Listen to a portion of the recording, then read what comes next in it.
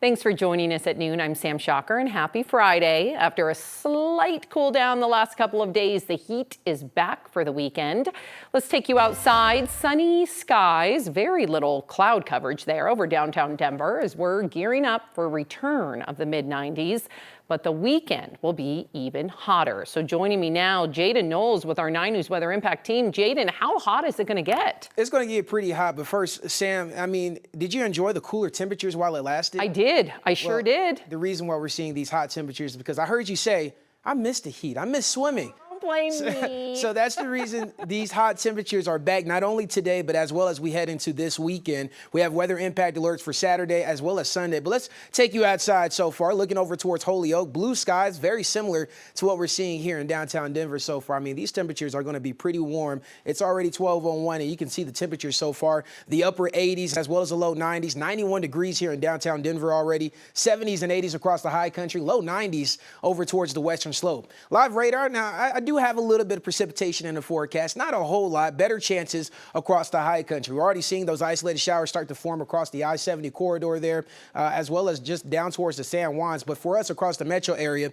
really not a whole lot of precipitation in my forecast. If you get lucky enough, you might see a couple of raindrops on the windshield, but later on in the show, we'll talk more in details about that. Here's your high today, 95 degrees. Wouldn't be surprised if I see some upper 90s across the front range, as well as some triple digits, but it's not going to be as hot as what we're expecting as we head into this weekend. But later on in the show, we'll talk more in details about the impacts for this weekend, as well as those rain chances. Sam?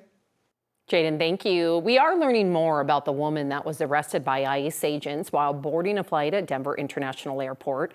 A GoFundMe for Chantal Alejandro Morales Rojas says she lives in California and has a work permit with a pending asylum case. But ICE says she's in the country on an expired visa. Friends of Morales's have been advocating for her release, including Lauren Carr. Morales has worked for Carr as an au pair for 2 years. She was at the airport the day her friend was taken away. She says she's spoken to Morales at the Aurora ICE detention facility. These women and girls and humans who are scared just like her. So she talked about trying to support them. She's sharing her commissary funds. Morales' lawyer has filed a federal court petition to challenge her arrest and detention. Now to an update on some of the wildfires across our state. The Keystone Fire continues to burn on the border of Rio Blanco in Moffat County. It's burned more than 3,000 acres and remains at 2% contained. More than 300 firefighters are working to battle those flames, but today's hotter, drier conditions are expected to make their job even more difficult and increase fire activity. And hundreds of crews are still working to contain the Gold Mountain fire that is near Ouray. As of this morning, it's burned nearly 60 square miles and it's 27% contained. It's still unclear what started the fire back on June 27th. You can find the latest information on all of the wildfires burning right now on our website, 9news.com. The Colorado Secretary of State's office claims that Republican gubernatorial candidate Victor Marx's campaign has accepted more contributions per person than are legally allowed. The state offered the Marx campaign a chance to fix the issues and refund the money. When they didn't, the state filed a complaint with a hearing officer yesterday. That could lead to tens of thousands of dollars in fines against the Marx campaign, which had an enormous fundraising advantage in the Republican primary. Marx's campaign told us that they are, quote, cooperating fully to resolve any outstanding questions and also, quote, don't believe it's appropriate to litigate the details through the media. After surviving a scare at his body shop, a man in Colorado Springs had a chance this week to meet the care team that saved his life. The man, who goes by Cowboy Lopez, was working on a small construction car at his shop when the hydraulic lift suddenly gave way. The loader fell on Lopez and literally crushed him. Doctors say he was dying when he arrived at the hospital, but after months of care, a half a dozen surgeries, and more than a year in rehab, Cowboy is back at work. This week, he had a chance to reunite with the medical team that saved him. Would come in for their job, but whenever they were in that room with me, it just felt like they were my aunt or my sister or, a family member caring. His doctors say Cowboy's story is a testament to the value of whole blood. The first responders who saw him were able to get whole blood into his system quickly, giving him a chance at survival. I love that story. A new analysis shows more than 27,000 Coloradans have lost SNAP benefits under President Trump's Big Beautiful Bill Act. That is according to the Center for Budget and Policy Priorities. The sweeping policy was signed into law 1 year ago this month. Since then, SNAP participation has dropped by more than 4.5 million people nationwide. The SNAP cuts are the single largest in the program's history.